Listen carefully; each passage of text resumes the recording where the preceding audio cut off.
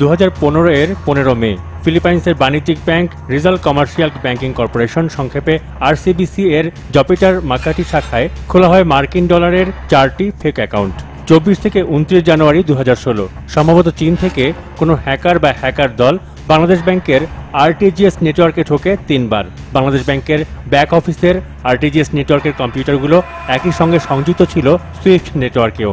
এতে কোনো ফায়ারওয়াল সেখানে কাজ না করায় সহজ হয়ে যায় হ্যাকারদের কাজ।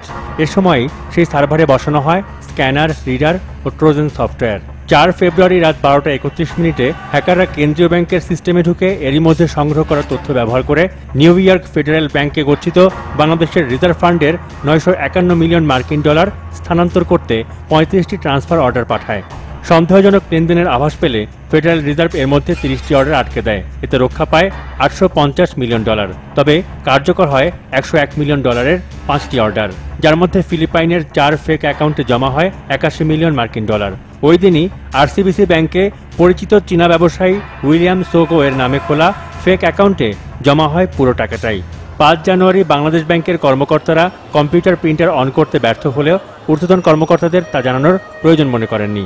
শুক্রবার হওয়ায় আইটি বিভাগের কারো সহযোগিতাও পাওয়া যায়নি।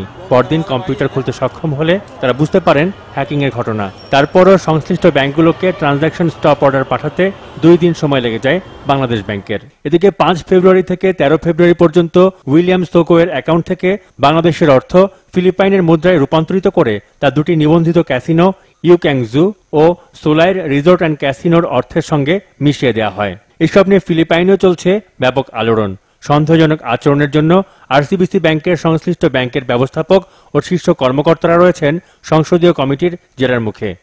If you honor the stop payment order request on February 9, according to the records I have, 58 million or more than 1/2 of the funds would not have been released.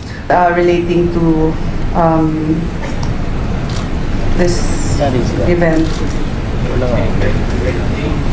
Even your facial expression shows how you regard your own reasoning.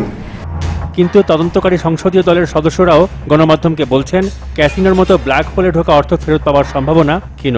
তবে reserve ব্যাংকের বিরুদ্ধে stop payment order অগ্রাহ্য করার অভিযোগ আদালতে প্রমাণ করতে পারলে অর্থ আদায় সম্ভব বলে মনে করেন সংশ্লিষ্টরা। সাইমুল হক, বাংলা ভিশন, ঢাকা।